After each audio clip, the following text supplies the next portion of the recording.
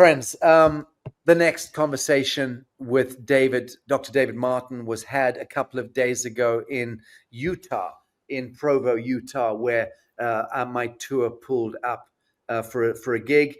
Don't miss it. I know that there are a hell of a lot of people in the house right now. This is a very, very big attendance today for Lazarus. I'm pleased to see that. Thank you for the support. Christy, producer, please do take it away.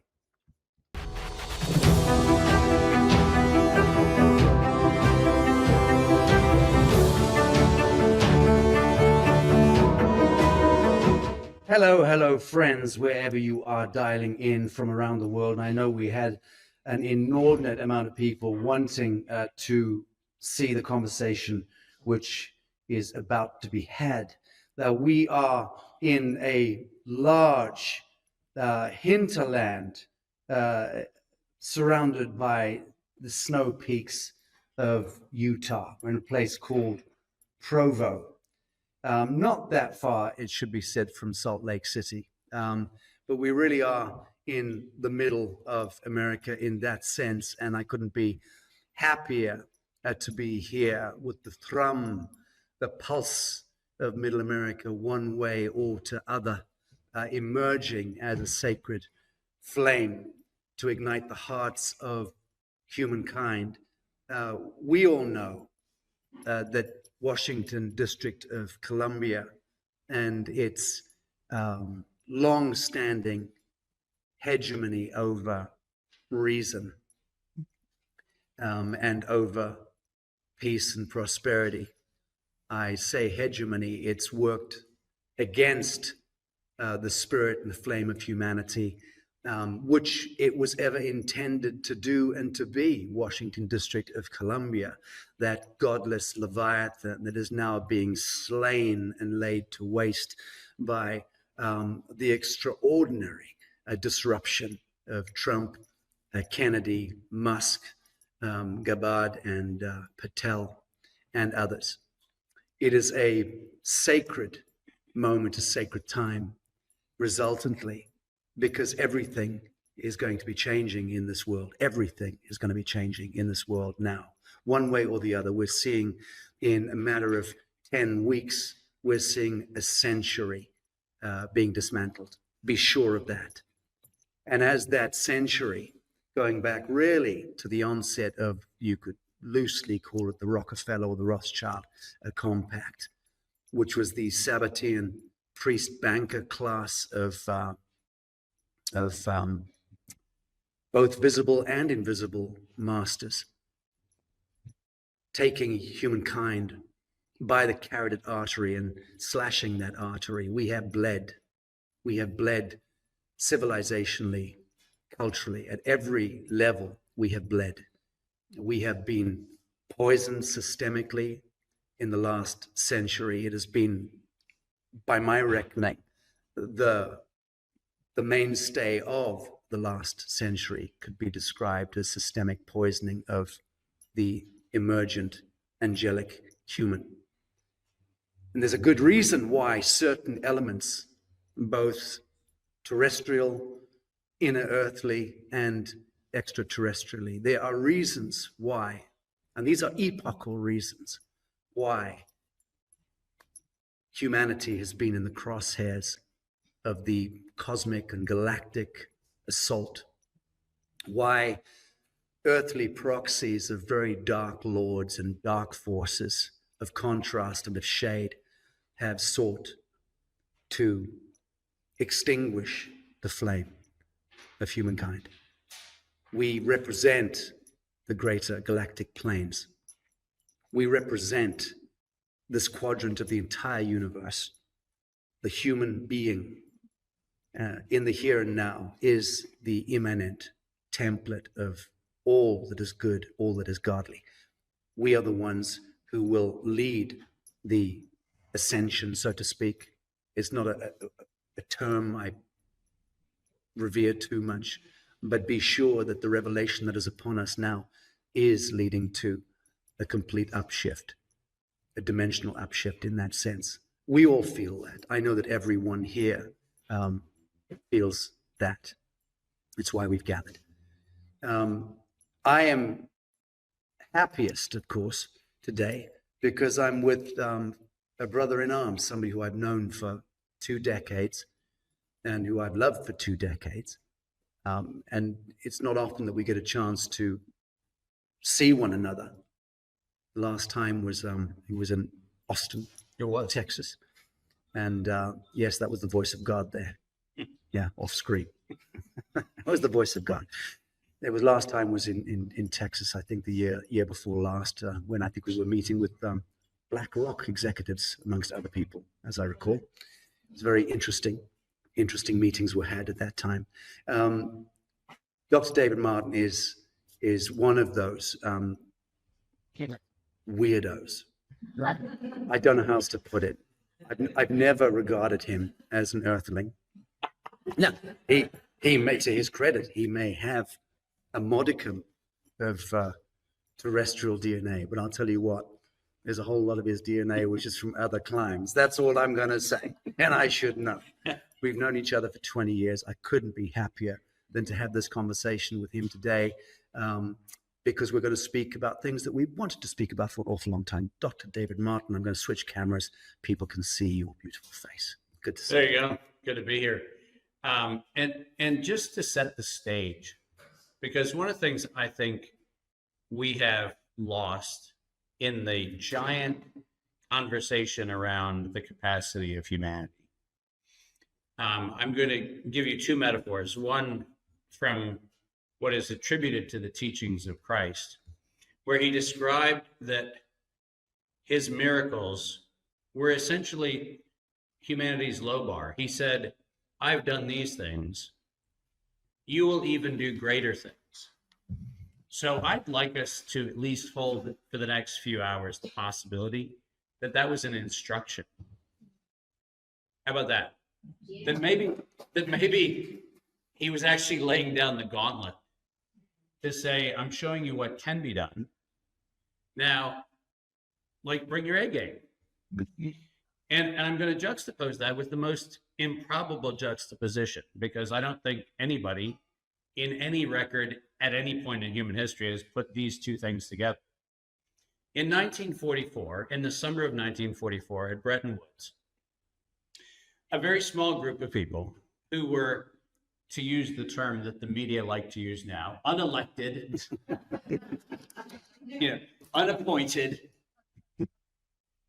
extra constitutional, got together in the summer of 1944 at Bretton Woods and just made shit up. They really did. They just made shit up. They just played around with this idea that, and by the way, this is during a period of the Second World War, when the outcome of the war was certainly not entirely in hand. The conversations were, if the Allies win, right? Not having won. This was if the Allies win, if the tide of the war goes the direction that people wanted to go. If all of those things happened, then, and then the then was, we would form little multilateral agencies like the United Nations, the World Trade Organization, then called GATT. We would form things like the International Finance Corporation. We would form things like the World Bank. These were all no different, truly no different than a few people sitting in Provo, Utah. They're even greater things. Miracles that you've not yet seen. Those greater things are coming, but they only come when we step into the fullness of what it means to be human. The second thing is, unelected, unappointed are meaningless terms. Humanity choosing to show up in its full humanity is the single most powerful force we have on this earth. And if we emancipate our own sense of our own limitations, then we can declare into this moment a new earth. Into this moment, we can declare it. And we don't need somebody's permission. We don't need somebody's endorsement. We don't need to overcome. No, we just do something simple like going, no, we're just going to do this. And it turns out by engaging that which lives inside of each one of us. And I loved that Sacha started his presentation today with what I love when I teach. And by the way, I'm wearing this hat for a reason, that 12 senses program that I teach all over the world to reactivate everybody's 12-dimensional consciousness. Yeah. But the 12th cranial nerve is the nerve of enunciation. It is the capacity to declare yourself, I am. It is quite literally that which we speak into existence. It is the cranial nerve. It is the intelligence. It's the wisdom of enunciation. It's the capacity to say, I am, not followed by an adjective, not followed by a noun, not followed by any other modifier. I am. And the minute we can step into that space, then we are becomes possible. And then we can. And all of the other things happen as a derivative. But we have to start with the what I am is. And that's why I'm so grateful that I didn't even know what you were starting with. But you start with the crescendo of my 12 senses course, which is to teach people to get back to their 12th, their final, the culminating cranial nerve, which is, we call it the hypoglossal nerve, but it is the nerve that is what gives us the ability to articulate the I am. So I am fully human Dave, hanging out with His word against mine. yeah, exactly, with fully human Sacha, and I'll let you figure out how much of which one of us has what DNA. Very good. There you go. Very. Thank you, David. Yeah. Beautiful. Yes. Very good. Thank you, friends. I'm here trying to coordinate the studio at the same time as think coherently. So, David, Yes. in the 2 decades, nigh on 2 decades that we've known each other, we've been involved in a couple of intersects, which I believe have been very important. Very important. And I think that what we were doing in 2010, which is how many years ago? 15 years That's ago. 15 years ago already. 10 years ago, 15 years ago, in the United Nations, you were very gracious to take the kind of front role in articulating the initiative which we were trying to usher in at the multilateral level at that time. We were trying to usher in a breakpoint of the hegemony of the petrodollar and the oil and gas hegemony. We were trying to create to pierce the veil at that time in the heart of the biggest globalist apparatus, the United Nations.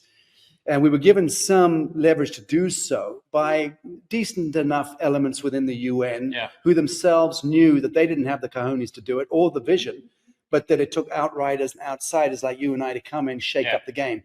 And to their credit, they did want that to happen, many of them.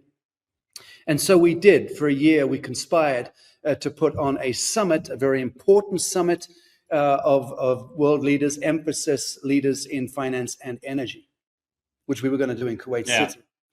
And we spent a year building up a summit called the EZ Summit, the Exemplar Zero Summit. What David and I did was put together a finance trust called Exemplar Zero Global Infrastructure Finance Trust, which was EZ Gift for short. It was a great name, great brand. And we delivered it to the heads of state and the governments of the Gulf nations, invited each of them to give us $1 billion each. We wanted $5 billion because we figured that with $5 billion 15 years ago, we would be able to seriously bring about a protection for breakthrough innovations, technologies, which Dave's been involved in for an awful long time, but to rush to market breakthrough remediation technologies, energy technologies, what have you, and allow the Gulf states to then get the glory, because they were the ones financing the transition from a petrodollar kind of combustion-based, false light, electrical value-based paradigm into a quantum solution of free energy technologies. It was a brilliant idea, and frankly, could have worked. except it didn't. And 10 days before the summit, a SWAT team was sent in, arrested our team in Kuwait City, and I was thrown under the bus by the United Nations essentially and blamed for breaching protocol. I think I called one or two prime ministers motherfucker on the telephone, and then we did, in any event, in 10 days, we did manage to pull off the summit. Dave flew in, and he flew in, and we managed to put on our little summit anyway at the United Nations Millennium Plaza. And some good folks turned up, not least of which the then Mongolian president, who we were friendly with, sent his chief of staff to come and stand sentinel with us, which was a very decent thing to do.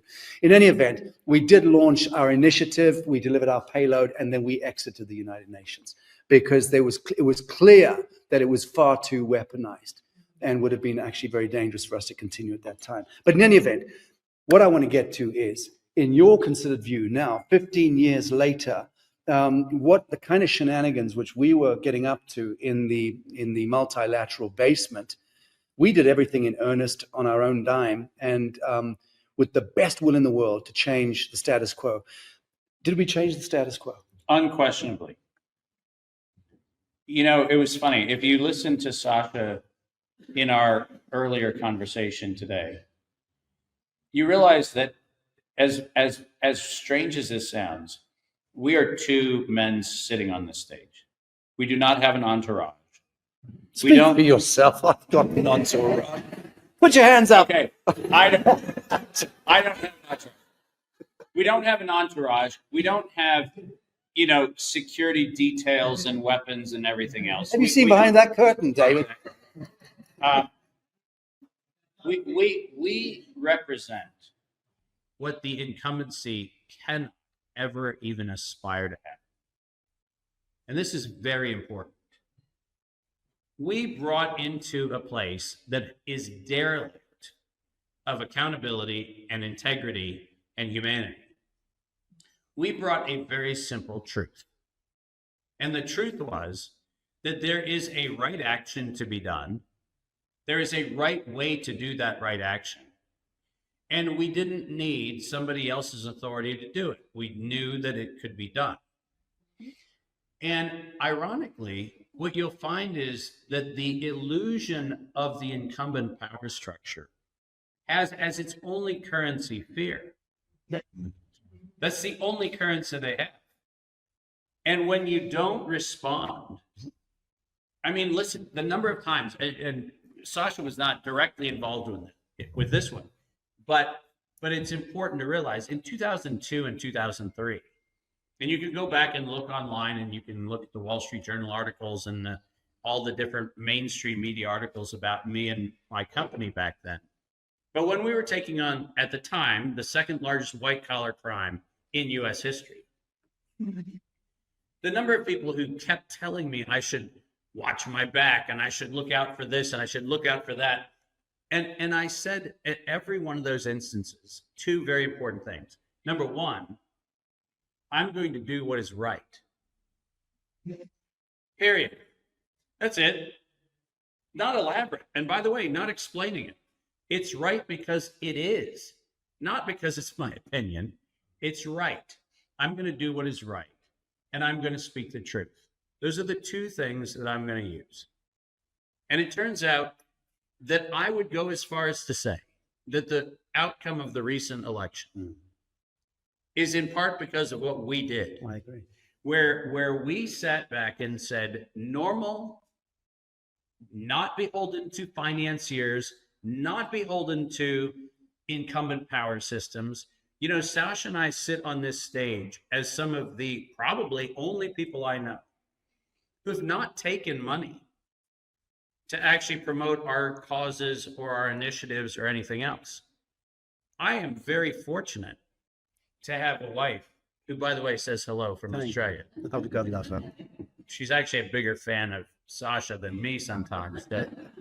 And I don't know what happened in Austin. All I know is I was told to give him an extra long hug. I don't know what it's about, but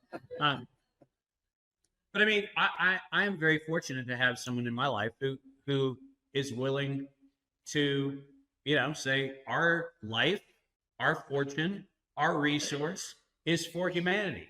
And guess what? We'll go ahead and go to the mat, and we'll go with no one standing with us, with some people standing with us. Doesn't matter, because the right thing will be done. And here's the part that really terrifies the incumbency. The right thing is also provisioned. Did you hear what I just said? It's provisioned. Now, does that mean that we've always had an unlimited budget in the classic sense of the word to accomplish a mission? Absolutely not. In fact, I would go as far as to say that part of the reason why we've been effective is we haven't used the coin of the realm to achieve the truth. We've actually used something else, which is integrity, fellowship, brotherhood in our case. The things we've accomplished, you could not get a budget from an NGO or a multilateral agency to accomplish what we've done. But it's because we haven't had that we also can't be stopped. Right. And so there's this very interesting thing. We're the living proof. We truly are the living proof that the coin of the realm is part of the curse. Mm-hmm. So guess what? I'm not suggesting that you don't use it for the utilitarian value it has, because it does have a utilitarian value in the transition we're in. But I am deeply suggesting that the minute we decide that our capabilities to act are beholden to the coin of the realm, and we can't act unless we have it, shame on us. Mm-hmm. Mm-hmm. Shame on us. Because we are called to act. We are called to do what is right. We are called to do what is filled with integrity. And that is not a request, and that is not pursuant to funding. Act, do what is right, and that action will be provisioned. That simple. Very good. Very good. I'm keen to know what your reflections are over the last couple of weeks. I mean, obviously, we're seeing a very coordinated, premeditated, and concerted effort at slaying a multifaceted Leviathan, something that is very dangerous. It's been cornered for a long time. But we are seeing literally every single day, not just a salvo, we're seeing blistering, seismic, full frontal takedown of these primary arms, legs of the deep state. It's happening in real time, isn't it? What do you say to those folks who are so steeped in cynicism and so jaded because of the abuses that we've all variously suffered, that feel that we're simply being led into a new a dragnet of false light, and that this orchestration emphasis with Elon Musk, the Iron Man, in a sense, it is a fucking comic strip, isn't it? In a way, it really is. Yeah. We're looking at a Marvel comic right now. And as we do go through that Marvel comic, the storyline that's unfolding, how much of it do you sense is organic, real, and will deliver unto humankind? And how much do you believe is part of an orchestration, in a sense, to create a new controlled dominion of again, a false light? I said we're moving from the satanic to the Luciferian. We just don't want to dwell in the Luciferian for too long. Yeah, and so I think one of the things we should think about is the universe is generous with energy. And energy, ironically, is devoid of judgment. Energy just is. What we ultimately do with it is where we have either positive or negative outcomes, but energy exists. And what I would say is that what we have is we have a beachhead where we now have access to conversations we couldn't have had 35 days ago. We literally couldn't have had it. Correct. Because we couldn't have live streamed this on certain platforms 35 days ago. So we are able to use an opening. But I would like to think of this as just a tear in the cloth. It is not the rendering of the veil. It is a tear in the cloth, to be sure. But there's a veil still yet to render, and we're not there. And I want to be very clear on the fact that we are not also going to be there with the single swipe of the sword of a President Trump or an Elon Musk or anything else. This veil only tears when we, the people, tear it. Very good. Okay, so all of the nearly messianic language that's being used right now, and I'll give you a perfect example of this. I just said on an interview, I think 2 days ago, I'm delighted that we got the $53 million from Wuhan Institute from USAID in the public domain. We should all be delighted that Elon Musk's activities with Doge got us that disclosure. But I want to be extremely clear in the following warning. That exact same file would have had over $500 million going to universities here in the United States, funding the bioweapons programs on 68 pathogens that are scheduled to be released on the United States. 68 other pathogens. And do you realize that all of the disclosure that we celebrated with, the press secretary getting up and saying, this is the DEI initiative here, and this is this initiative here. And this is where you get into that Luciferian piece, right? There's the false light piece of this, which is, yes, are we having partial disclosures? That's true. But my warning to everybody is, until we actually have the unveiling, the true unveiling of that which we're not yet prepared to face, right? There's a $500 million disclosure that didn't happen on that day. And I don't know how you feel mathematically about what I just said, but $53 million going to USAID Wuhan and $500 million going to the University of North Carolina, Chapel Hill and its cronies around the bioweapons programs, and DARPA and its bioweapons programs through the P3 programs. I'm sorry, where did that disclosure happen? Oh, that's right, it didn't happen. It didn't happen. And why might we ask the question, didn't it happen? And here comes the kicker of the answer, which nobody wants to face. The fact of the matter is, the academic institutions of the United States are the money laundering agencies through which the appointed and elected officials in this government, in this bureaucracy, really operate the deep state. Yeah. Listen, I don't care where you are in this country right now. Your state universities have a 40+% overhead, which never gets audited, right, which never gets looked at. And then people mysteriously wonder why a senator or a congressman or a former vice president or a spouse of a former vice president or a retired judge who goes to a university and becomes provost or chancellor or this board member, that board member, mysteriously shows up, having been paid, what, $270,000 a year in salary? They mysteriously show up with $150 million of assets. Holy cow. Like, where are we roasting those cows? And the answer is, we're not. And why aren't we? We aren't because if we go back and we look at what was established at the turn of the last century, and by that I mean from 1904 to 1913, the university systems in the United States began a process of money laundering, which was solidified in 1980 with the Bayh-Dole Act.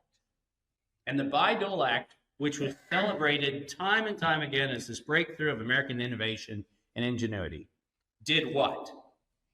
It solidified congressional money laundering. It solidified the fact that as long as nobody asks the question, because God forbid, you would never want to ask, are universities doing the right thing? Because of course they are. How dare anybody suggest that they have any nefarious role at all, right? Because they're academic institutions of higher learning. We can't question those things. Well, newsflash, I'll celebrate the Trump-Musk, efforts the day they take down University of North Carolina, Chapel Hill. Very good. Yeah. The day they take down University of Texas, Austin. Right. The day they take down Oak Ridge National Labs in oh, that's right, Tennessee. I can't wait for that day, because when Battelle, SAIC, organizations like Booz Allen Hamilton, when those organizations start showing up with the line items, and by the way, I'm speaking this into reality right now. I want you to hear what I'm saying. Go online today and watch what happened as a result of an interview I did 2 days ago. You know who lost several percent of market cap in the last couple days? We saw it. Oh, that's Big. right. Booz Allen Hamilton and SAIC. And it feels like we can speak this into reality. Yeah. Let me speak. Well, I have to say, just this morning, I don't know Ali or Luna, which of you it was, in my bed. That's a joke. I don't know which of you it was that said to me, "Oh my God, the stock markets. Have you seen the shift in the last?" That was it. Yeah. Right? Basically. Yeah. Wow. So the good news is, listen, that's what I'm saying. People, that's one crazy dude on a podcast. Like, and yeah, I'm not going to reveal all of my DNA, but I mean, you know, Very good. Very good. I still put my pants on one leg at a time. I don't levitate into my pants. Say no. Say no. So I wanted to also talk about. So no, this is not the forum. Forgive me, please. Bring it up. Bring it on later Yeah. for sure. We did something else in 2021. Yeah, we did. Which needs to be on the record. We put Anthony Fauci on trial with Bobby Kennedy and Judy Mikovits and with Rocco Galati. Yeah. We did it in a 3-hour special broadcast, which was great fun, has to be said. Yeah, it was. And we pretty much, I'd say we called everything out at that time, which is now going to become. Yeah. What does that say about the status quo, that it takes 4 years to catch up? And what does it say? You saw that entry on Wikipedia about desecrating Bobby Kennedy as being just a marginalized lawyer who, whatever, just a complete spit in the face. He's just walked into the highest office on the surface of the earth and is about to take down the agrochemical Satan and the pharmaceutical Satan. He's going to take down the biggest Leviathan that has polluted and killed and defiled and desecrated not just humanity, but this entire plane of existence for the last century. He's now the shit. He's the big cheese. Yeah. What happened in 4 years? Well, so once again, you know, I was concerned at his hearings. I was even more concerned with what happened in the Oval Office when we heard the celebration of AI-generated mRNA, which is going to be our customized healthcare programs, that was celebrated a few days into this administration. I was very disappointed to hear Bobby Kennedy talk about the fact that Operation Warp Speed was a great achievement. I don't like those. I don't like those statements, and I'm going to be unpopular for saying this, but I believe that integrity is an absolute. David, let me speak to this, because that was a third piece I wanted to say. Yeah. The third thing that you and I have done together, first was the exemplization initiative of the United Nations. Secondly was focus on Fauci with Kennedy, Mikovits, Galati. And the third thing that we did, which I think is a signature thing, we did something just over a year ago, which I know because we're friendly with some of the Trump family, that we know that the man himself was watching. Yeah. And we actually did it in order for him to be able to watch it. And what that special broadcast was me inviting you to lay out the chronology of events that had beset Trump in his first incumbency, when he was, by best accounts, profoundly compromised, when he had a matter of a few weeks to put 10,000 people into office, and whatever was going on as he was coming, he was not getting any help from the status quo at that time in Washington. So he and his family were kind of, in a sense, circled the wagons, and were having to make all these thousands of executive appointments into the administration. And you went and did much of the forensic mapping to see how he was essentially routed, and then led the warp speed agenda. Exactly. So the reason why I put this out was to basically, in a sense, vicariously invite Donald Trump to be able to then come out and go, okay, I fucked up, but I was screwed. We were all screwed. That's what we were trying to do. Right?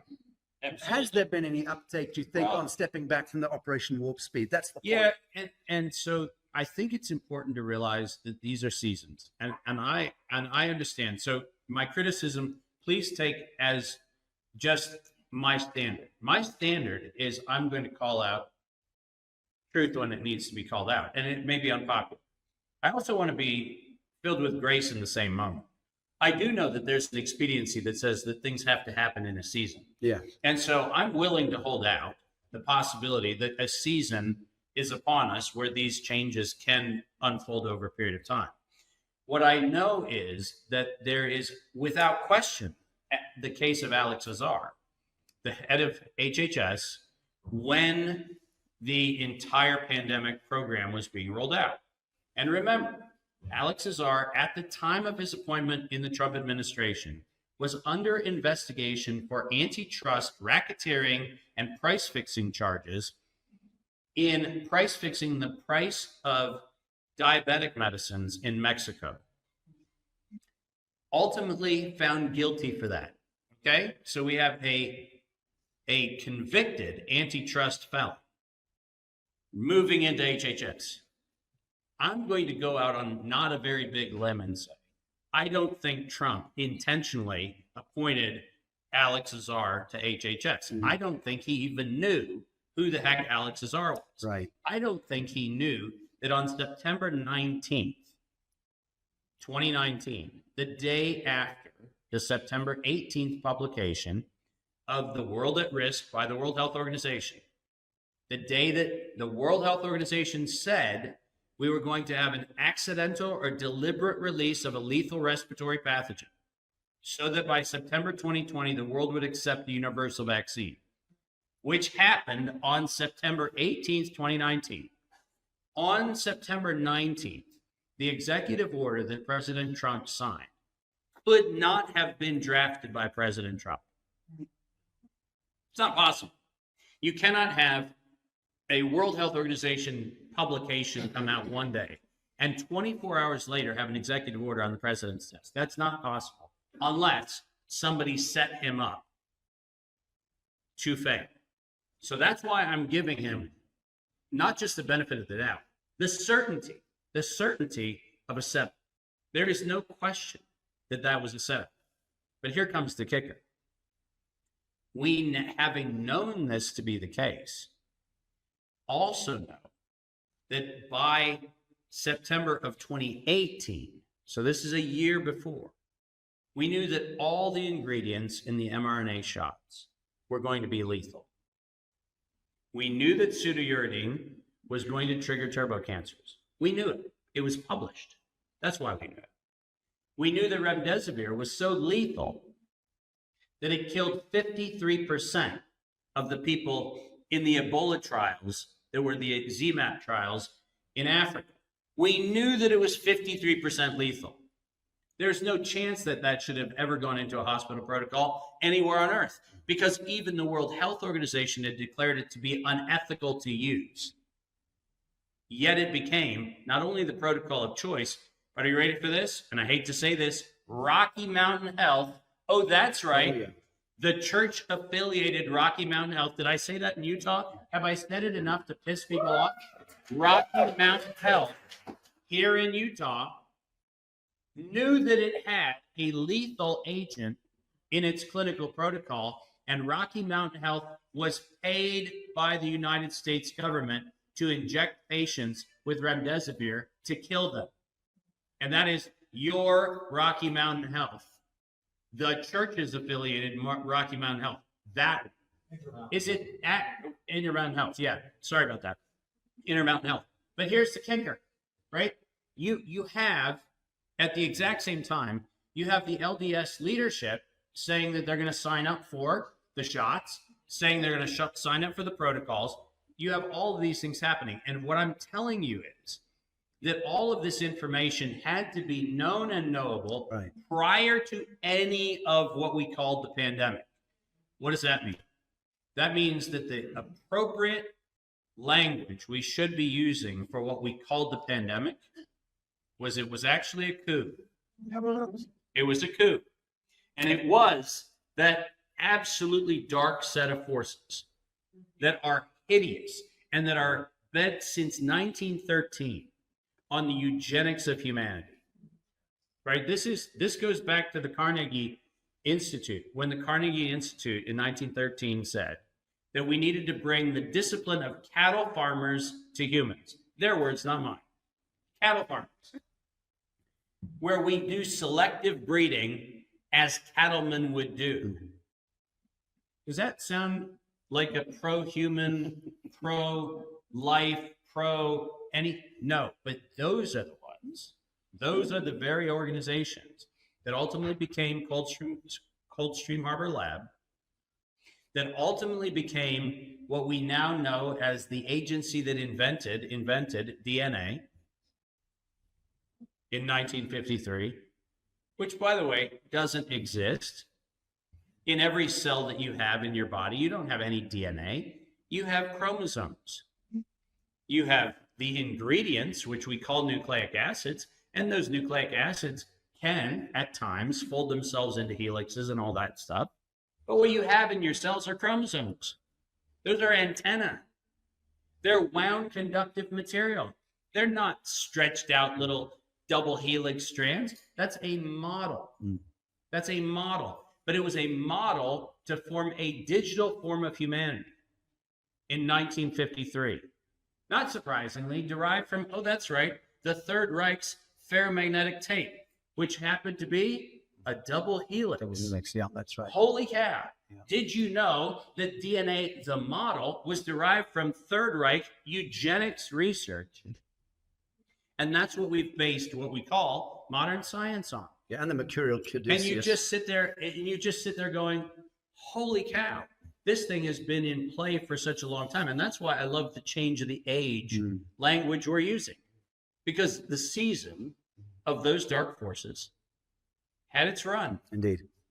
So let's talk about you and I know everything there is to know more or less about the age-old Sabbatean agenda, about the kind of psycho-civilizational wheels of ritualistic blood sacrifice that kind of engendered a culture, which then birthed these kind of draconian elements and these draconian echelons, like the Bilderbergers and the Trilateral Commissions and the P2 lodges of this world and all the rest of it, the Fabianists as well, a key piece here, which Bill Gates, classic Vatican icon.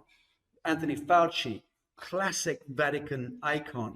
Entirely appropriate that the two should, in a sense, be conjoined as the acme of evil empire, right? What is likely to happen now to Bill Gates and to Anthony Fauci? What is likely to happen, and what should happen? That's my question. So beautiful, and the unholy trinity is having its first chink fall out of its armor right now.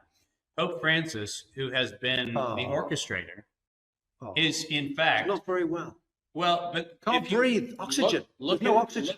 Look at his face, right? And you see the classic spike-inspired bioweapon effect. Oh yeah. He's got all of that happening, and now we know that he's actually falling apart, which is what we knew was going to happen. Yeah. Right? Because remember, some of you probably don't remember. Remember Dolly the sheep? Back when we didn't want to play God. Do you remember? We were not going to play God. And isn't it fascinating that Pope Francis was installed for the purpose of emasculating what ultimately became the lampoon and what I would call the hostile takeover of the Catholic Church? It's actually kind of funny in a way that we had a Pope Benedict who was financially as corrupt as they've ever been. You have Francis come along, who is setting the world up for the collapse of the only resistance that the New World Order crowd had, because they actually saw the Dolly the sheep lesson and they went, oh man, we got to neutralize that. So we put Francis in there to actually silence the voice of moral opposition to genetically modifying humans. And lo and behold, it worked. You hire the guy, you get him in the job, and it works. But here comes the kicker. Anthony Fauci, very few people know this, was a big fan of Pope Innocent III. Pope Innocent III, my favorite action figure to hate Yeah. on the planet. 1215, notorious for what? Oh, that's right, for declaring the Magna Carta and the Charter of the Forest heresy, punishable by death. That Pope Innocent III, the same one who in 1215 also invented the clerical collar so that you could actually mask the change of color of your neck when you're telling a lie. On the same day, check it out, on the same day, he instituted the doctrine of infallibility. Mm-hmm. Just That's right. slow the tape down for a second. So on the exact same day, no kidding, they make up a doctrine of infallibility, which means you can't question anything the church says, and you do it under pain of death. So that's established. And on the same day, you build the clerical collar, which makes it impossible to tell whether somebody's lying to you because you cover up the glossopharyngeal nerve, which actually is what tells you whether somebody's telling you the truth. And they did it on the same day in 1215. Genius. I don't know how you guys think about this, but I think it was just a conspiracy. No, listen carefully. Watch what happens with Bill Gates. Watch what happens with Anthony Fauci, because now that we now have the ability to say that unequivocally, we know that the injection was pre-EUA. And I just spoke in code. I'm sorry. Prior to the emergency use authorization, we know the injection was being done. What does that mean? That means under the PrEP Act of 2005, it is not a medical countermeasure that's protected. Listen carefully. That's a bummer, isn't it? Because that means all the liability shields of the PrEP Act go away. And Biden's biggest mistake that he could have made, and I think this is an unforced error, I think it's one of those, we just take the wins when we can get them, and this is a win that we're going to get. The fact that Biden preemptively pardoned Fauci Yes. is the death knell to both Fauci and Gates. Very good. Very good. So I'm celebrating. Very good. I have to say,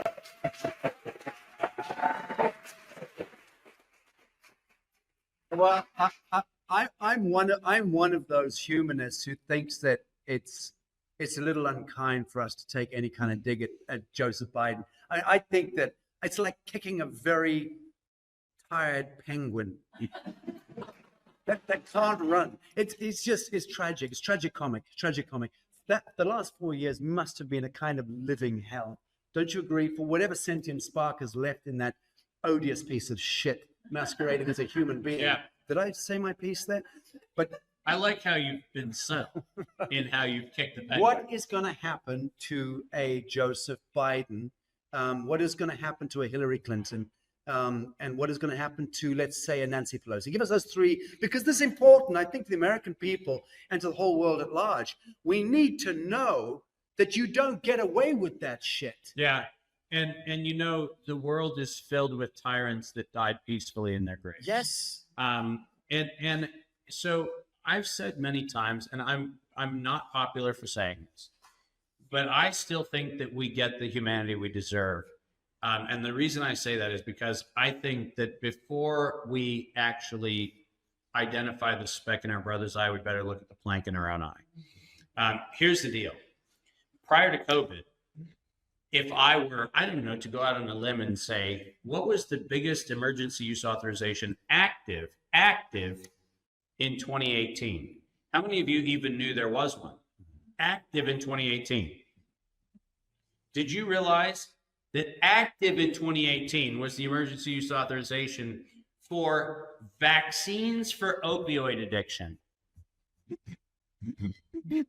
Where's a single person in the medical freedom movement? A single person.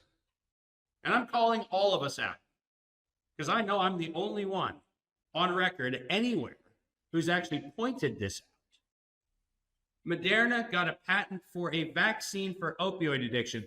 Did you hear what I just said? Yeah. A vaccine for opioid addiction. And not one of you is talking about it. But here's the problem. We say we're woke. We say we got awakening. We say we're somehow the now informed. Bullshit. We're still barely out of the coma. Exactly. Our eyes are flittering, and we're somehow going, oh, no, I can drive. No, really, I can drive. No, you can't. Because if you don't know that Moderna is actually doing injections for opioid addiction, you haven't woken up. If you don't know that in Texas right now, women in the military are being subject to breast cancer prophylactic vaccination for breast cancer. You know what nobody's talking about? That. Listen, people, I'm not having a go at anybody. What I'm saying is, don't pat yourself on the back when we're not even in the first inning of the first game, right? We just figured out there's a ball and a bat. That's what we figured out. Very, very good. Very good. Very good. So I'm curious, just on the side, are you that teenager with the flickering eyes who stole your dad's car and said, I can drive, I can drive? Was that you? Is there any part of you that is immoral, amoral? So this is the best question to ask me now. Because if you would have asked me this question 2 months ago, I would have had a different answer. Right. But the truth is... But here you go. And this is actually... You're the second audience to hear. And the first audience was my 12 Senses course a week and a half ago in Boulder. Many people know my wife, Kim. She is a luminous and amazing being. She is an exceptionally powerful energy, and she suffers very little BS in her life. And over the last 2 years, one of her criticisms of me has been that the man I was on stage was not the man that came home. Now, what that meant was that I was so absorbed in being right and being on my mission and being the voice of the integrity that the world needed, that I did not consider the effect that my life was having on a woman who I care about deeply. And it turns out that she asked for me to have an accountability that I wasn't prepared to have, because I was right. Go back in my life. One of the reasons why I'm so effective in political, geopolitical, economic, public, media, you name it, circles, is because I don't have any skeleton in my closet. None. There's not even a dog bone or a chicken bone. There's no bone. I told you, ETs don't have skeletons. They don't have skeletons. But here's the problem. The problem is I had turned into my own worst enemy. And I was actually not just an enemy of Kim's experience of me, but I was an enemy of all of your experience of me. Very good. Are you ready for this?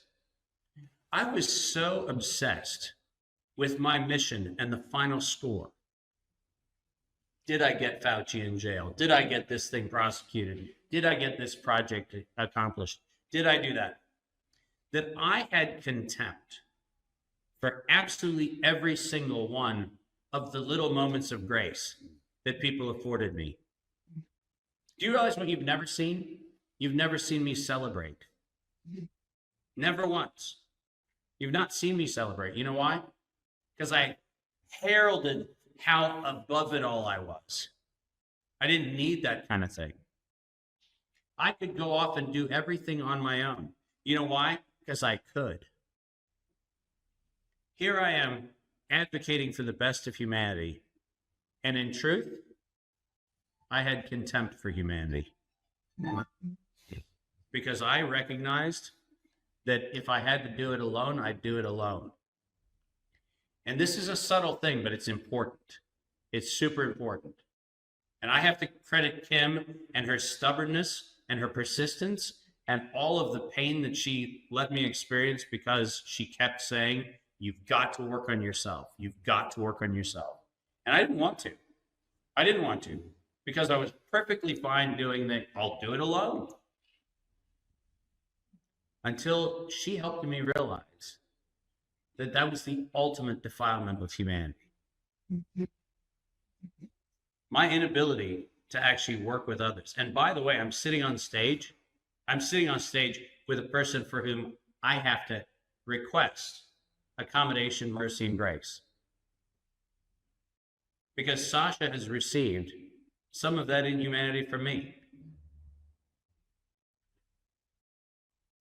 Sometimes when it was just more important for me to get what I had to say out than anybody else. And it turned out that over the last several months, I found out that there was some really massive asshole factor I had to get out of my life. Wow, beautiful. And I'm telling you what, the fact that you've sat with me for 20 years 18-ish, and the fact that we've been able to have the fellowship we've had is a testament to you. It truly is. Because there are ample moments when I did not treat you with the honor you deserved. Well, thank you for that. I do not agree with that, No. but I thank you for that. But here's the point. Listen, and this is the point. You didn't have to experience it. If it was my truth and I knew it, the fact that I could cover for it doesn't excuse it. It will never excuse it. Well, thank you. Speak for every man. Thank you.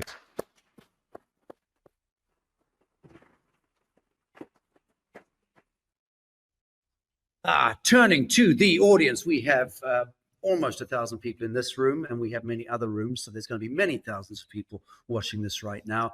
And by tomorrow morning, there will be hundreds of thousands of people. So speaking just to the live audience, I will honor you.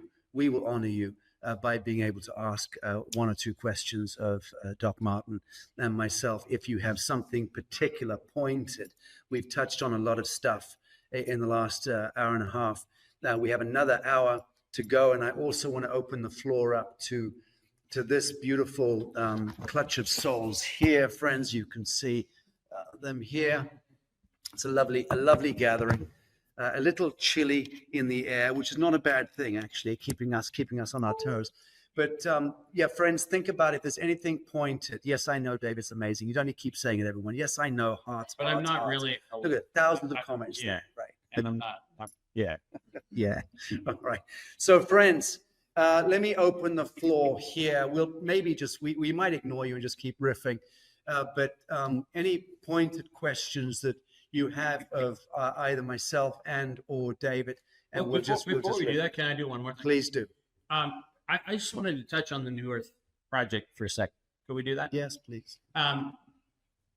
I think you need to see this in light of the fact that our collaboration saw a bunch of this stuff coming. The reason why you hear about the projects that Sacha's doing around the world, and the reason why you hear about the different energy, water, finance projects that I'm doing around the world, is because we saw this event horizon. Long before it was an event horizon that was in the public awareness. I value every one of you sitting here today because you now have, with this knowledge, both accountability and responsibility. You know that there are things that are being done. You know that there are projects that we're doing. And with that is not just an invitation, but it's really a conscription to say, you know, as humanity, we've got a chance to step into what's next. And we have a voice at the table, and much more than a voice at the table, we have the architecture in place to start saying there is a better form of humanity. There's a better way to engage. And I don't want to lose that point before people get into the Q&A piece. I think you need to understand that what has held us together is a common certainty that we knew that the system that was the incumbent system was failing. And rather than waiting for the chaos to ensue, we figured, wouldn't it be a great idea to build some things where as the old systems collapse, we can show, hey, you know what? There's systems that are working right now. There are places where people are treating each other with respect and dignity. There are places where you can have honest conversations and honest disagreements. There are places where you can exchange value in ways that aren't centrally denominated through Federal Reserve chaos. These are all things that are super important. I just want to make sure that you understand that what you heard in the beginning of this conversation today and everything that we're doing all is part and parcel of the same thing. As we wake up to the full extent of the corruption, we also wake up to the full possibility of now stepping into being the architects of something that's new. And I wanted to make sure we didn't lose that point. Very good. And that caps it nicely, because I started with the enactment, embodiment, manifestation exactly. piece, and that is the key piece.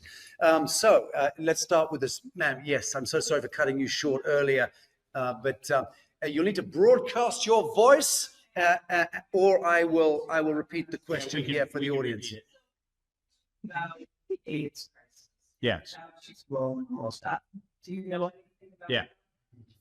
Okay, so the question was about the AIDS crisis and Fauci's role in it, and whether Dave Martin knows anything about it. So I'm going to step in the Tom Cowan dog poo lit on front porch of your question. And I am saying that with both the respect and contempt that you can read into what I'm saying.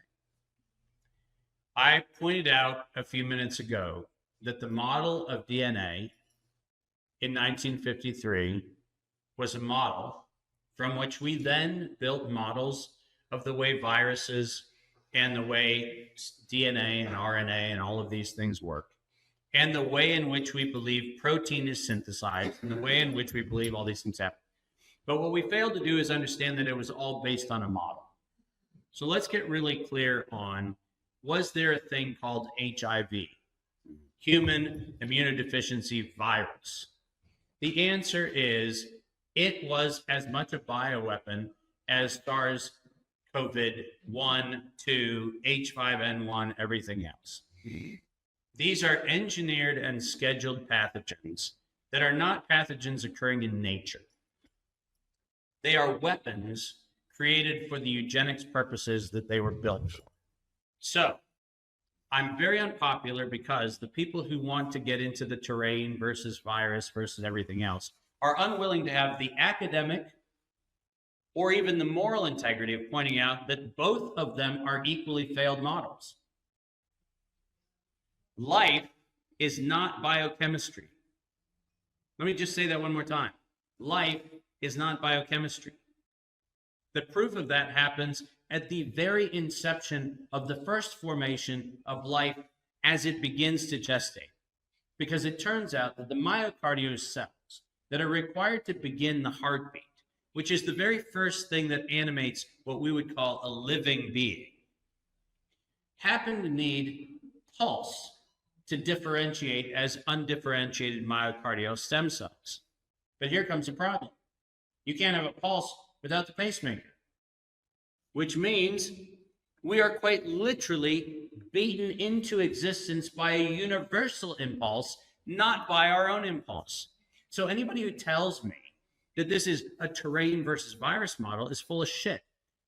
Therefore, all the derivatives of that model are equally full of shit. Bravo. Because we don't have HIV any more than we have the influenza virus, any more than we have any of the other things. What we do have is we have industrial chemical engineered weapons that have been introduced through industrial toxins, through aerosolized toxins, through foodborne toxins, through, are you ready for this? Emotional and energetic toxins. Very good. I know we're not supposed to say that, but it's true. Mm-hmm. And it turns out that what we have is a world where Anthony Fauci in 1984 came into NIH with a specific objective of getting the 1986 Act passed so that we could institutionalize liability shields for the bioweapons manufacturers that we misbranded then as now as vaccine manufacturers. And the minute we understand that the whole thing was a drug dealing racket for the purpose of killing human beings, the better off we'll be. Very good. Thank you. Okay, big two. So are you good with that? You're good with that answer? It's a pretty good one. All right. There's another thing here I just want to add on to this piece. I can't resist, because HIV/AIDS is a signature of our civilizational flaw. Yeah. It's a big signature. It was, in a sense, the first full spec attempt by this satanic status quo to begin a mass sacrifice of innocents, principally amongst the sub-Saharan black genome. Yeah. Be clear about that. H1N1 avian flu then was really points at the Asiatic genome, and so it goes on. And then, of course, COVID corona has its own unique and peculiar evil enterprise there, which was across the board. But going back to HIV/AIDS, I know because I was involved with Humanitat over 20 years ago with this, when we really did the hard forensic research, which some of the leading scientists and doctors like Dr. Sandra Chow at the time, whose Cedars-Sinai facility was closed down the day after he published his findings on a cure for HIV/AIDS. That was well over 20 years ago. Then he was beaten around the head and left for dead in his driveway, ended up in hiding in Mexico. And a horrendous story, which made the news headlines over 20 years ago. But the point being, I've been involved in that piece. And I was involved at the United Nations in trying to teach as many ambassadors and plenipotentiaries and permanent representatives that I could meet with about the truth of the HIV/AIDS. That was almost 20 years ago. So it's a hell of a story, but I'll say this. The upshot of this broad-scale effort at the sub-Saharan African genome was an utter fail. At that time, it was so virulent in a sense that you could, as a black person, the blackest black, like Zimbabwe and Mozambique, Angola, if they even touched a railing, a siding in a bus station, through the sweat and the impedance in the skin, they could actually pick it. It was so virulent. It was so virulent. There was an exchange going on, and it captivated. And as you know, it almost worked, but it didn't. A phenomenon emerged, which is the upshot, which we now call the children of AIDS phenomenon. Rather like these indigo kids being born in recent generations who can play fucking Tchaikovsky at the age of 3 for some reason, and thousands of them. But there is a phenomenon that occurred connected to the morphogenetic upshift that occurred because of the existential threat against the sub-Saharan African genome. The human genome has a means by which it can sense a threat, existential threat, and it changes coding.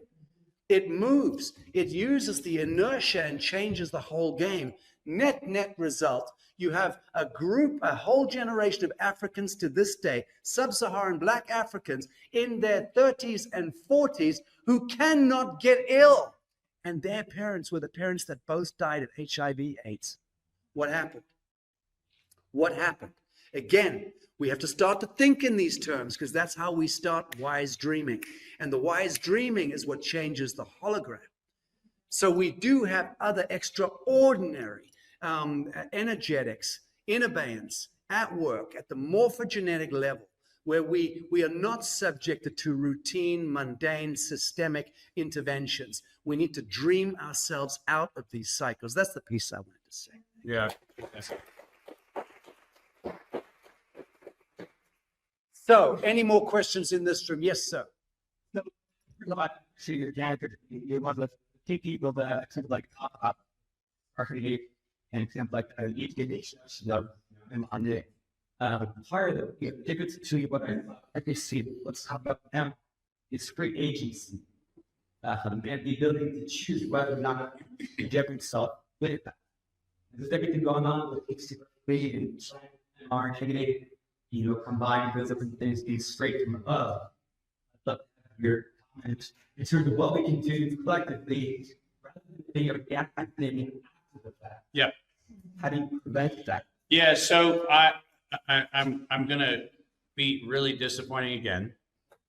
It was 1904 to 1910 that the Japanese figured out Bacillus thuringiensis toxin created leaky gut. And you heard the date, 1904 to 1910. Yet everybody sitting in this room didn't do anything as a society when every seed manufacturer decided to use BT to genetically modify every crop in America, leading to, oh, that's right, leaky gut syndrome across all of the population and autoimmune problems and allergen problems and everything else. So let's give ourselves permission to go, oh shit, we let that one happen, didn't we? We did. And we let COVID happen under the guise of anthrax in 2001, which gave us the PrEP Act in 2005. And the vast majority of people never had heard of the PrEP Act until COVID happened. So with the background of we so far suck at intervention, what we can now do is we can start saying, let's take action today. So what can we do walking out here today? Walking out here today, we can actually say no more BT anything. Now, that sounds like an indirect answer, but it's not. We need to start strengthening the muscle. Every one of us does. We need to start strengthening the muscle that says, what action can I take today? Stargate's on the way, yes. But guess what I can do today? I can make sure that when I go to Whole Foods, I don't buy organic kale. And you heard me say this correctly, organic kale, which is allowed to be sprayed with, are you ready for this? I am. Bacillus thuringiensis toxin, because it's a natural thing, therefore still counts as organic. Did you hear what I just said? Like, what the hell? Here's the thing. The thing that we need to understand is we need to pick, and by the way, pick one thing now. I don't care what it is. Maybe it's your water. Maybe don't drink plastic-infused, fluoride-infected water. Maybe make a water commitment today. Maybe make a no BT food commitment tomorrow. Maybe make a no GMO commitment when you go to the grocery store. Take an extra 5 minutes of your life, look at ingredients, and go, that should not go in my body. Because here's the trick. Once we start exercising that muscle, then the industry that counts on our complacency of not giving a shit won't be able to work. Remember, we got into this mess by not giving a shit. We got into this mess because of complacency. So now what we have to do is stretch a muscle we haven't stretched for a long time, and there's no criticism. I'm just saying you can actually take a step when you walk out of here today. And that step is, if it's a plastic, single-use, disposable water bottle, do not buy it and do not use it. Use water, use metal. If it is a choice between a spring water versus an industrial supplied water, take the spring water. Take a look in your grocery pantry right now at your home. Seriously, take a look at it. If it has corn syrup in it, it has BT corn in it. Did you hear what I just said? If it has corn syrup in it, it has BT in it. These are simple steps. And all I'm saying is the best step we can take before we worry about what's coming is start informing your mind to act vigilantly now. Because then whatever is introduced, you won't fall for the bill of goods because it'll be sold the stupid way it is always sold. You're going to get this advantage for that exchange, right? And every one of those exchanges is a deal with the devil. Every one of them. Very good. Well, I have to say, I mean, we know that Kennedy's already outlined what he's going to be doing. Yeah. So I think much of this is going to be laid to waste in the coming days at that policy level, which is a godsend to be sure. Yeah, but we know that the agriculture injections yes are now, well in hand. And we know right now that 80+% of our beef stock in America has ear-injected growth hormone. No. Ear-injected growth hormone. I can't imagine that he's not going to be addressing that next. One would hope. I can't imagine. Yeah. Well, let's see. Yes, I know to some of the members of the audience out there, David did not answer my question. I know, and he will answer it now in short thrifts, Yes, I will. which is what should happen yes. versus what is likely to happen to Bill Gates, Hillary Clinton, Nancy Pelosi. Give us those three examples. Nothing happens with Hillary. Yep. Nothing happens with Hillary. Because that deal is struck. That deal's already struck. The only way anything happens with Gates is if the Janet Reno settlement agreement is unsealed. That's something President Trump could do with an executive order. And it should be done. Because what none of us sitting here know is what that deal actually was. He was a convicted felon, and then Janet Reno lets him off in exchange for the Gates Foundation doing its essentially stepping in and running multilateral agencies. Somewhere in that deal is an exemption which gave Bill Gates the article, I think it is 13 protection, which says he cannot be criminally prosecuted. That's the UN chart. I've showed you that. That sealed agreement with the Department of Justice, Pam Bondi should rip apart right now because it was illegal. It's illegal, exactly. It is absolutely illegal, and it needs to be examined, and that gets Bill Gates. Last but not least, Anthony Fauci. Anthony Fauci, in all likelihood, is going to be the guy that gets pegged with the crimes. And we have a bunch of different ways that we're working on it. I hesitate to celebrate that exclusively because, much like the Nuremberg trials did, where we decided to pick on what ultimately became less than 25 people, and we let the whole of the establishment of the German bureaucracy get away with literal murder. I thought we gave them passports and brought them to Washington for the deep state. I think that's what we did. Oh, okay. I think we gave them a bunch of different Yeah.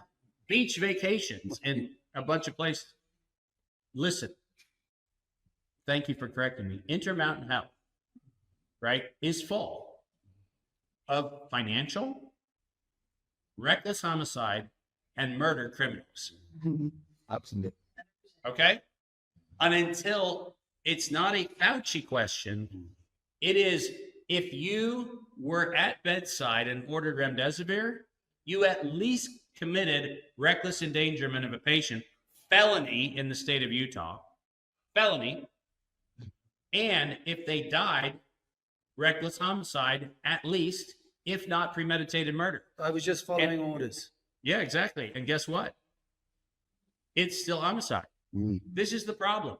The problem is, and we as a people need to understand, everybody calling for Nuremberg 2.0 needs to go back and read Nuremberg 1.0. Right.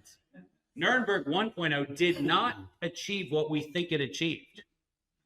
It actually calcified the moral consciousness of people who just did their job. And it became the justification for following orders. That is never acceptable in any situation ever. And in a new humanity, Someone's has just no place. someone's just said here, who do I sue for my husband's death? Okay, so the great news is, if we're serious about this, what we will do is we'll form a class action that will go after the fact that we know Moderna was in a lawsuit with the lipid nanoparticle manufacturer on November of 2018. Anybody hear that date? Yeah. November of 2018. Feels a little bit before December 2019 on most calendars. I know you use different calendars. Not the Gregorian shit and all that stuff. We need a class action. And what we need to have is we need to have one attorney general, possibly in the state of Utah, possibly because in the state of Utah, we have the only state in the union that makes the illegal practice of medicine a prosecutable class 3 felony. And given the fact that this is the only state where that can be done, it'd be helpful if we had this conversation in Utah, wouldn't it? Right. Very timely. Very timely. Okay. Christy, please, somebody here is trolling, banging on about John F. Kennedy's real. Please just stop it. You know, there's multiple people coming in. I don't know if it's a data, if it's a nano, if it's a bot, but it's beginning to piss me off. In any event, friends, thank you. Too many questions coming in. We've got some starred here. Do you believe in the terrain theory? We're not going there. Doc Martin already covered that a moment ago. Yes, ma'am. What's the question? It's a bit of a mundane question for David and I, to be blunt with you. Do you want to answer it? I will simply say that if you go to the 2010 protocol that Ralph Baric, who is the maker of the bomb, produced, what you find out is that any zinc ionophore, it doesn't matter what it is, any zinc ionophore, any zinc intermediary is actually helpful against infection of any of these weapons. They only published it in 2010 so that there was an evidence trail that allowed us to know that the bomb maker had the antidote for the bomb when he made the bomb. That's a pretty important thing. So anything that is a zinc ionophore is something that you ought to have standing by, because in an event of a bioweapon attack, the fact is the zinc ionophore is actually helpful in making sure the bioweapon doesn't get you. Indeed. And, even Jim Humble, who I referenced earlier today, one of the inventors or founders of the discoverers of the chlorine dioxide molecule, just that sodium chloride and citric acid combined, activating chlorine dioxide, something which is kitchen chemistry. Kitchen chemistry often is the very thing that is going to redeem us from the satanic thrall. In any event, thank you for the question. Yes, ma'am. This you talk that at the first thing you're going through your cycle, you were talking about hyperglycemia that's synergistic. So Yes. and it might get in the way. Let me speak to that. Thank you. Thank you for giving me just a couple of minutes on that, because for me it's a very, very important piece. Bottom line for me is that I know so much about ritual satanic abuse, and I know so much about ritualistic magic as it relates to blood rites, and I know so much about what's been going on in the subterranean so-called deep state Miltel embasement, because the blood rights are directly connected to the military intelligence apparatus and operations and budgets and so on. So it's a very dark, very turgid, very messy compound or aggregate of evil empire that we don't actually see, but it's there. It's the underpinning, it's the counterpoint, it's the underpinning to how it makes manifest in this world. It's terrifying. It's a long, steady hand of evil and of witchery that goes back to Canaanite ritualism and encompasses the Sumerian, Egyptian, Roman. All of those civilizational wheels have variously trundled along in concert with that cornerstone harvest of humanity, sacrifice of innocence. That to me is the whole purpose, certainly, of my life's work and of my inquiry, was what is it? Because I grew up in the sub-Saharan war being shelled at for the first 15 years of my life, living behind grenade screens and wondering, where's mommy? Where's daddy? So I've got a good reason to lean into that question in life. And I have done. And I've become somewhat expert on what's going on in that psycho-civilization basement. What was the question again, so I can bring it to an end? So the Luciferian piece, thank you. The satanic, and then the ITNJ, and the seedings we did on the hundreds and hundreds of testimonies we've taken from forensic experts, from police, detectives, from witnesses, from criminologists, from survivors. I know the distinction between the satanic and the Luciferic. That's what I'm getting at here.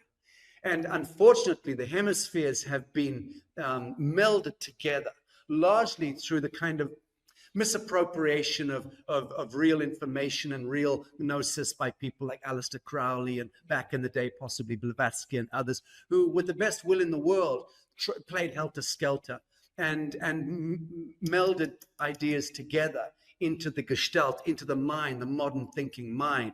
But I can tell you there is a stark distinction between the satanic and the Luciferic. And people ask me, well, what's the primary distinction? I said, it's very simple. One does blood rituals and the other doesn't. So the Satanist and the era of Satanism and satanic intervention is all but over. That's the good news. The really good news. I could take this conversation further into when and where the imperial Draco reptilian elements were exfiltrated off the surface of this earth, and which dateline, which day that ended. And I know about that stuff, and it's very, very real. And those are the conversations that the world is going to be having in the days ahead, connected to cosmogenesis and archaeocosmology, the truth of our origins. that we are the alien hybrid. We are the galactic hybrid. The human being is by distinction the universal genome. Get used to it, because it's owning that quanta, and the activation of that quanta comes to the being and the doing in the geometry of now. Once we do that, own fully the mantle, the Christed mantle, so to speak, we will remember who we are, and we will stand. And when we stand, we will look around and we will see that every single sentient intelligence in this cosmos is taking the knee to us. Because that is how majestic the human and the angelic human is. So the grand efforts over great swathes of time to subjugate, sublimate, desecrate, defile, holocaust, destroy, annihilate the angelic human has been the critical enterprise of so many external, extraneous forces and intelligences. But here we find ourselves on a brink of departing the great satanic age, the age of blood rites and blood ritualism. The Holocaust and this sacrifice of innocence is departing us. This is actually the year, and this is the month. We're going into March. March is the end of the Kali Yuga, the greatest measure of time that we have. My concern is that we are clearly, to my mind, now being invited or possibly inveigled into a journey into the Luciferic, the false light matrix. That's where the whole transhumanist thing, that's also where David has a certain reticence when he's championing things that are happening in Washington and on the stage right now. He's always got a reticence there, and that's a very guarded and very intelligent position for any of us to have right now. Because the truth of the matter is, if we fall folly to this invitation of the Trump, Musk invitation into the cavalry has fully arrived, and it's all that could invite us into a whole new era of empirical dominion, pyramidal power structures, which will take us into smart cities and into transhumanism and into quantum computation and AI robotics that actually threaten all that is truly organic and sentient. And I don't say that that's the agenda of Trump, because I don't believe it for 1 second. I think he's a foundationally very good human. But there are other energetics that are still connected to the demiurge, still connected to the elemental cloud intelligences that we have not yet fully dissipated in the ethers. And until we have done it, we, through embodiment, enactment, and manifestation, we have brought into dissolution that element of the demiurge that still remains, the Ahriman. We are the ones that must bring that into full dissolution before the resurrection of the angelic human. So this passage that we're being invited to right now is likely to be a Luciferic invitation, a false light matrix. Just be aware of it. To be aware of it, by my reckoning, is sufficient. David, comments? Well, I think so. I love, one of the things I've loved about my relationship with Sacha is I love the way in which he brings archetypal narratives into a present reality. I think it's a very important part of the conversation. But I love the distinction about Luciferic, because the fact is that that which is light, remember, is something that on this plane, and this is the second cranial nerve for those of you paying attention, we actually have a very poor understanding of light, because we've been suckered into this belief that our perception is a perception of light. But here's the problem. Every perception we have, which we call a light-based perception, is the reflected non-essence of a thing. The only reason I can see your faces is because you are rejecting, you're repelling that which you didn't absorb. So the only thing I truly see is that which you're not. Very good. Okay? Listen carefully. The only color grass isn't is green. That's the color it rejected. That's why we see green. But here comes the kicker. And this is where the distinction needs to get a little geeked out on the science level. Just like we don't see the reflected essence of a thing, we see the reflected non-essence of a thing. Greeks had a term eidos, one of their terms for what we now call knowledge. They had another one, which was called gnosis. And the distinction Sacha just made is the distinction between eidos and gnosis. There's nothing inherently right or wrong about seeing reflected non-essence. That gives us geometry, it gives us shape, it gives us form, it gives us all the things that we can perceive. But the Greeks were smart enough to have the second word, gnosis, which was what? That was the considered knowing. That is the deep dive. That is the going into the essence of a thing. So that rather than seeing the reflected non-essence, you could look on stage and say, objectively, there's Sacha and me. And we love that photograph where I'm in my bow tie and he's in his suit, which is one of the only times I ever saw you in a suit. But here's the thing. You could actually look at us and you could say, well, from a reflected non-essence standpoint, they appear to be two different characters. But then if you actually get to know us, as we've gotten to know each other, you'd go, oh, hold on a minute. There's a deep similarity at the essence level, right? So the optics, which give us the appearance, the eidos, that's where that term comes from, is exactly this Luciferian distinction we need to realize. Nothing about light can be defiled. Listen carefully. Light cannot be defiled. It cannot. The reflection of light can be distorted. Got it? Light is an absolute. It's divine. It is eternal. Light cannot be defiled, but it can be distorted. And it can be distorted by reflectance. It can be distorted by absorbance. It can be distorted by other forms of manipulation and refraction and reflection. And my point is a simple one, that as we go into any of the phase we're in, allow yourself to develop the muscle again to say the reflex is getting my attention. Nothing wrong with that, but it's an invitation to a deeper exploration. It's an invitation to the deeper examination, because light and knowledge, when put together, will not be defiled. Yeah, beautiful. Thanks. She's going to ask its abortion. Is that a genocide? Or is it because blood's close? I love to step on that hot potato because it's a live grenade and everybody loves live grenades when I step on them. Abortion is no different from philanthropy. It is the unconsidered cost of an unexamined life. If we actually understood that procreation across the whole of humanity was actually a sacred and auspicious ritual, where men and women would come together to incarnate on this plane life forms that actually were aligned for seasonality, for the mission that was in front of humanity, for all of the things that are the auspicious nature of life. And by the way, today across the world, there are communities that still practice exactly what I'm talking about. Sex for procreation and sex for recreation. And unfortunately, and the reason why I say it's no different from philanthropy is the unconsidered after-tax of our lack of sensitivity. If we had a system that we valued everything that was always there, we would have no need for philanthropy, and there would be no excess for philanthropy. So the great news is it would solve itself. Similarly, we wouldn't have a conversation about abortion if we actually had a conversation about auspicious procreation.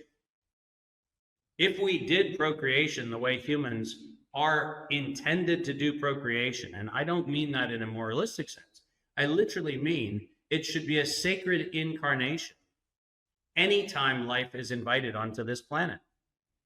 We are shocked when we see transhumanism, we see all of these other deviations from norms, but we think we can just fuck at will. Well, newsflash, no. You know what? Everything in nature has seasons. Everything in nature is aligned to harmonics and is aligned to frequencies. And if we as humanity taught our humanity, we would not have the illusion of abortion because it wouldn't exist. So anybody who gets on the abortion level of the conversation, in my book, is actually once again debating the terrain versus virus theory. The issue is not that. The issue is, when are we going to respect, and this is where the emergent property Sasha's pointing to, that emergent angelic human, which actually has the decency of recognizing that there are times when men and women are appropriate to come together for the purpose of bringing life onto this planet. And there are times when the energy, maybe it's between the people, maybe it's the seasonality, maybe it's whatever it is, are inappropriate. And what we ought to be doing is we ought to be teaching sexuality and procreative sexuality in a way that reinstills the notion that it's a sacred invocation of inviting life onto this planet, and it is not an accident. We decided to abandon that in 1776, precisely. Why do I say that? I say that because in Adam Smith's Wealth of Nations, when he decided to say that humans were labor, you hear what I said? Yeah. Humans were labor. Guess what you don't give a shit about if humans are labor? You don't give a shit about the sanctity of the human life that you're bringing in, because they're just a cog in the machine. So all you're doing is drawing in raw materials for the inventory of the industrial supply chain. And guess what? Here we are, sitting since 1776, not having the conversation we should be having. Because the conversation we should be having is, how do we make sure that we train our daughters and our sons to grow up in a world where procreation is auspicious and it is an act of creation. That's the conversation we should be having, and that's the landmine I love to step on. Very good. Because I miss everybody. I think. Ali, one moment, ma'am.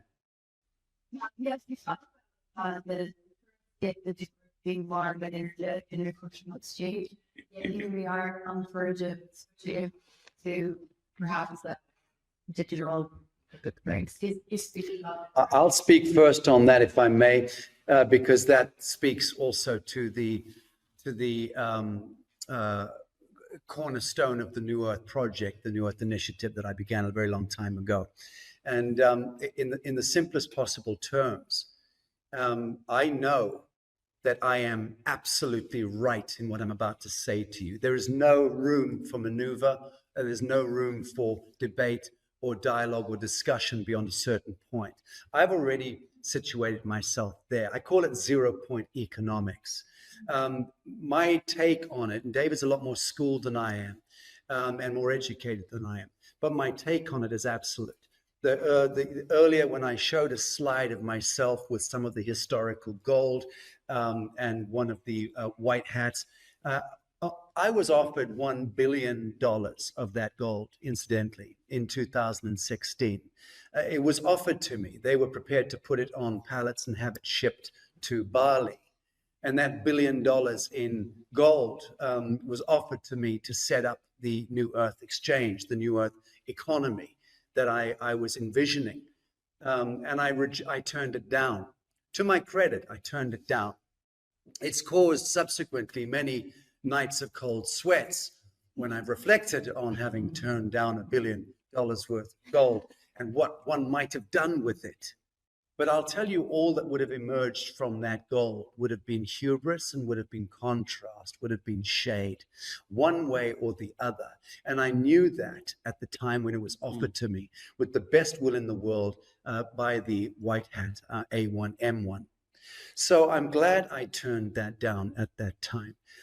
Fast forward to today, and I live without money myself. I have no money, none. I have less than $1,000 at any given time in a Revolut account, just so that I can put gas in the tank or get a cappuccino, the fifth one of the day. That's it. I generate quite considerable sums of money. I need to say that as well, because this is not false modesty here. I don't care. I'm too old and tired for false modesty. But I do know what I envision, and I know that I must be the man on that noble path. I have to be that man. And so I don't deride anyone who has vast ambitions of wealth. I really don't. I don't make a judgment. I don't even deride it. I think it's great fun. And I think making insane amounts of prosperity or abundance in your hologram is absolutely your prerogative as a divine child of God. And if that's where you want to play, go play it. I just envision a world where there is absolutely no exchange in a totem between one soul and another. And thank you for that. A 0-point economy must be predicated on fellowship and that alone. And that alone. So when I showed earlier also our grander plans for Africa and for building the economy of the new earth, which will be backed up by best accounts trillions of dollars of real resources as we now tokenize and assetize real resources into another crypto bullshit exercise, which we will do because that's part of the transitionary phase, and I respect that sufficiently.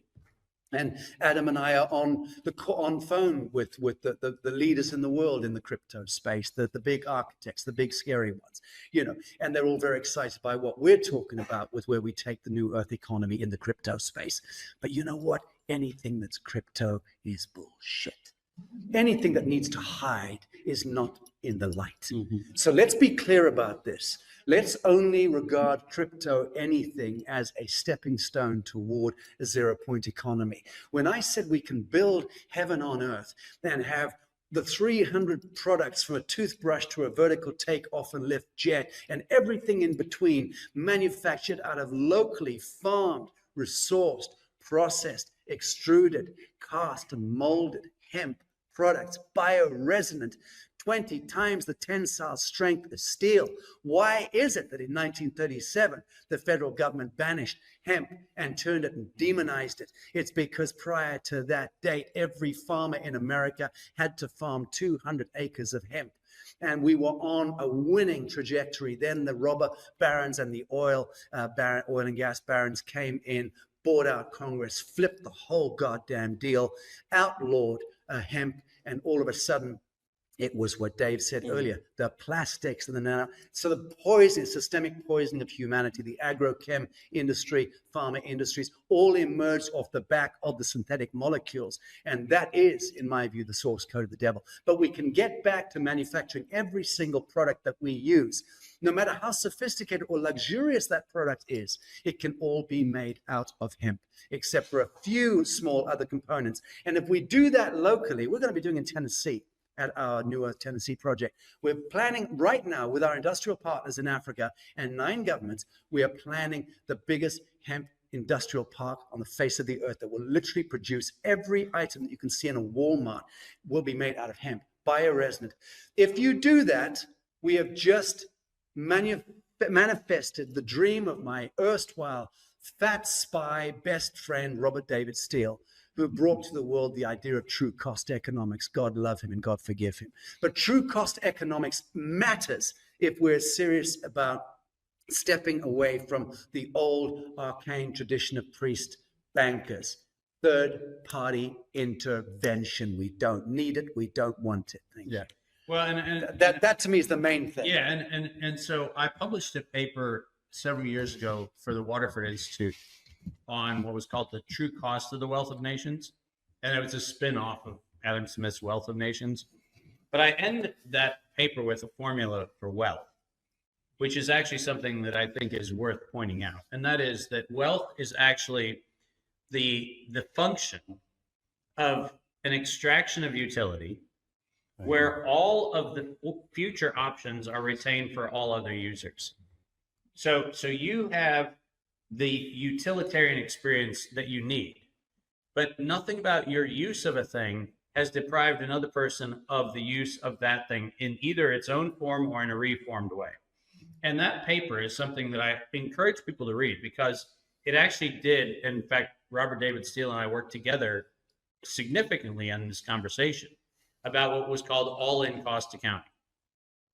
All-in cost accounting was the idea that scarcity and its unfortunate evil twin, which is secrecy, because remember, scarcity only exists in secrecy. We live in a universe that's abundant. Yeah. So the only way we can get to scarcity is through secrecy. And the only way we can perpetuate the systems that we have in current monetary systems is through secrecy. So if you want to take both of those pillars of corruption out, then what you do is you actually have to fundamentally say that we have to flip the scarcity model on its head and then figure out how we deal with abundant utility programs. So if we think about, for example, hemp, and we think of something very simple, you don't understand this until I explain it. But if we built out of hemp, we would have no fire insurance anymore. Let me just say that again. If we built out of hemp, we would have no fire insurance. Excellent. Why? Because it turns out that compressed hemp doesn't ignite. Now imagine a world where you don't need Chicago fire and title anymore. Right. You don't need property and casualty insurance anymore. Why? Because you're not burning down houses. See, we don't think about the ripple effect, right? So an intervention in one dimension, and this is why we need to think about it differently. An intervention in one dimension has a ripple effect that says, ergo, these industries no longer are needed. Why? Because we're not building out a flammable pine. We're not building out a flammable pressboard or OSB. We're building out of something that is a natural fire retardant. And as a natural fire retardant, we don't have the problem. Think about the implications of what I just said. And this is one example of a myriad of examples. As we look at this way of reconstituting economies, that's why when we set up back in the New Earth University, New Earth Institute kinds of stuff, when we were in the early days, we talked about the need to re-examine not economics at the utilitarian level of currencies and banking and this kind of stuff. We actually said we had to go to the fundamental. We had to understand what value exchange actually was.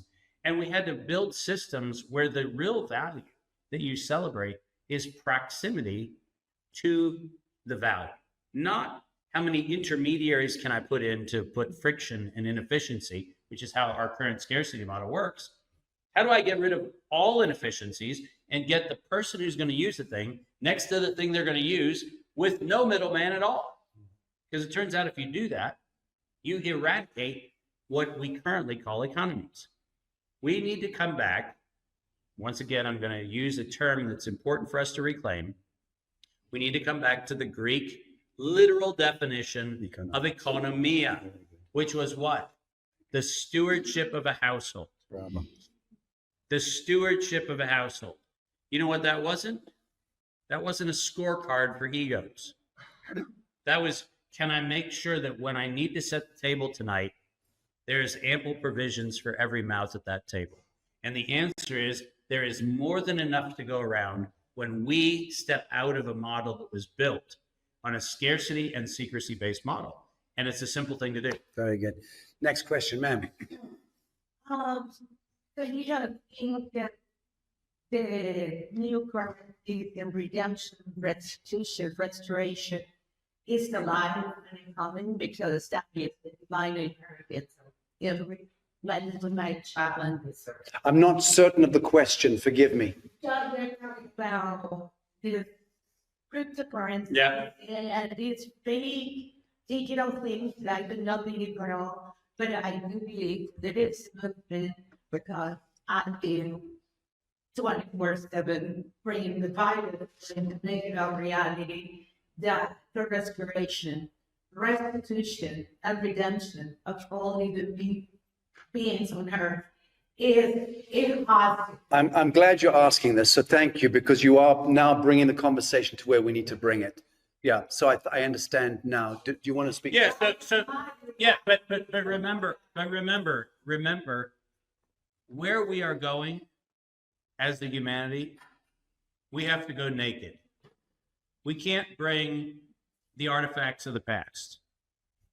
The problem with the restitution model is it living in an algebraic calculation of that there was an extortion or there was a suppression and now we have to make restitution. And I'm going to be the first to tell you that that will carry then the toxins of the past into the future. Where we're going, what we have to do is understand that the entire archetypal framework in which we established scarcity, secrecy, and control, that whole system has to go away. And the way it goes away is not by reclaiming what it built. So everybody who tells me we're going to forgive debts and we're going to do this and then the other thing, nonsense. Because all that does is bring that energy into the new system. The new system has to be built on a fundamental understanding that we have an abundant universe that cannot be intermediated by anyone for any reason. Very good. And as such, we are not going to ever make up for the sins of the past. We are actually going to absolve. And that's why I love the fact that you talked about absolution. At the end, we actually absolve ourselves and everyone of the complicity of a system that never had its place on earth in the first place. Very good. And the whole thing about atonement and absolution, as you've just brought it back home, it's about you and I in the immanent, Yes. the immanent present. Exactly. And the immanent speaks to the true revelation and the meaning of the word revelation, all that we aspire to, all that we seek toward and have ever sought toward on the path of life. Any path in any incarnation, in any world, all leads us somewhere. And it leads us on tremendous nebulous journeys and discoveries. But there is ultimately a return to immanence, every bit as important as the return to innocence. You wanted to ask a question, Ali? Well, sometimes you find this satisfied on the brain, like the facility and how it's in session. So let's thank you for that, and point made. I want to bring this conversation back now to a close. We've 4 minutes away from 4 hours in my piece at the front end, including this conversation with David Martin. Many thousands of people looking in. Thank you to the audience there. I'm not going to be taking any more questions here, so you can withhold. I do want to bring this conversation back to redemption. Yeah. I want to bring it back to so the atonement piece. I think we all variously understand by now is the true. When we talk about restitution, we talk about resurrection, and we talk about restoration. All of these things speaks to the I am. Mm-hmm. That's all it ever speaks to. All it can ever speak to is the I am. Yeah. So as we now culturally and arguably, given the thrust and the dynamic of this American new American incumbency, this new energetic we're seeing in the last couple of weeks, which is cut and thrust like we haven't ever witnessed in the history of modern politicking. We're seeing the takedown of evil empire. And it's not just the deep state, it's not just Fauci, it's 500 years of blood sacrifice, holocaust against the brown skin, red skin, yellow skin, black skin, and white skin people, because it's the white skinned people through dumb diversus that were arguably the most traumatized, the most butchered of all. So it's all of us. But the point being, this year, 2025, Anno Domini in the false light calendar, is an important one. Because this is really where we get to bring it all home. This is where we get to stand up. This is where we get to say, Khalas, baby, enough. I'm taking it from here. We're taking it from here. Me, the living man, the living woman of the living soil, our families, our communities. I don't seek permission from any quarter outside actualized self, nor will I ever speak about the importance of that. So there is a term that I would love to reintroduce, which hasn't been spoken for way, way, way too long. And it is the term kinsman redeemer. This principle is one of the most beautiful principles that we need to reinstitute. What a kinsman redeemer was in societies across largely the Levant, but it's across Asia too, was when a person had committed a grievance, but they were incapable of satisfying the cost of that grievance. A kinsman, some member of their community, who had the capacity to bear either the punishment or the penalty or the cost of redemption, would step in. And it's a beautiful picture of humanity. It's actually a recognition that if we're going to be accountable for and to each other, there are times and seasons when more or less strength, resilience, capacity any of those things exist in any of our lives. There are going to be days that you're feeling great. There are going to be days that you struggle. There are going to be moments when you have seasons of abundance. There's going to be moments of seasons of lack. But here's the kicker about the importance of this concept. We've made the mistake in religion of describing this as a redeemer, as in a third party who's doing the transacting on behalf of ourselves. And that's not what it was. Mm-hmm. It was the community accountability to say, if any of us fail, we have all failed. Mm-hmm. If any of us succeed, we've all succeeded. And it is incumbent on those of us who have the capacity and agency to bear the weight of a grievance, whatever that is. It is incumbent on us not only to shoulder that responsibility, but it's equally incumbent on the beneficiaries of that to ensure that that's never required. Because listen to how brilliant this concept was. If as a community we know that a grievance is going to ultimately befall somebody who's going to have to bear the weight of that grievance, and we know that it may fall on our shoulders today, or it may fall on somebody else's shoulders tomorrow, you know what we're all going to do? We're going to look out for each other a lot better. Because I don't want my failing to fall on you, and I don't want yours to fall on me. So what happens? By virtue of instituting the idea that none of us are going to let each other fall, we're not going to let each other fall. But if we have a stumble, whoever is in the proximity who has the capacity to redeem that moment steps in and redeems it. But no one rides a free lunch train. No one gets to do that again because the community comes along and says, we're not going to allow that to happen again. And do you see what happens? We build a beneficial cycle. And by virtue of saying that at any point in time, I may have to shoulder your burden, I'm going to make sure that I stay vigilant. And when I see a little thing start to slip away, I step in and do something when it's a little thing. Because I don't want it to become a big thing, which ultimately is going to fall on somebody's shoulders to clean up. And what I would love to have us encourage each other to do is, once again, easy thing to do walking out of the meeting today. How do we simultaneously look at those who are struggling around us and take a bit of their burden? Just do it. Maybe it's somebody who's just having a tough day, and maybe you can step in, and maybe it's a meal, maybe it's a phone call, maybe it's a thing. Step in and start intervening, start interacting, where you start holding the light burdens of each other. Because it turns out if we start holding the light burdens of each other, the burdens never get heavy. And as we bring in this picture of always being not just accountable for our own actions, but accountable for the actions of the communities in which we interact, we wind up manifesting the humanity that Sacha's been pointing to all day.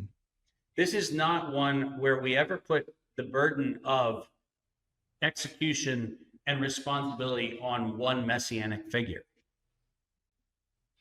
Right? Sacha and I have worked together and in many instances have tried to blaze a trail that allow people to see the possibilities that are in front of us. But if anybody ever got complacent and said, well, Dave and Sacha are doing what needs to be done, we would have failed. Our job is to actually show, hey, there is a trail, but now let's move on that trail. Let's move together. Let's do that manifestation. Let's do the embodiment. Let's do those steps that bring us into a recognition that this is a together exercise. And that together exercise is accountability, responsibility, and above all, integrity. It has to come with absolute truth. Friends, countrymen, earthlings, I give you Dr. David Martin. Friends, give it up for David.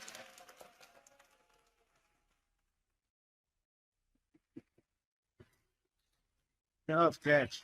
All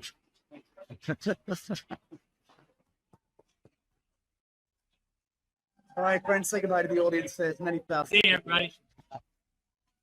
Dave, stay on. Christy, thank you. Audience, thank you, friends. Love Thank you, everybody. All right, end stream. People,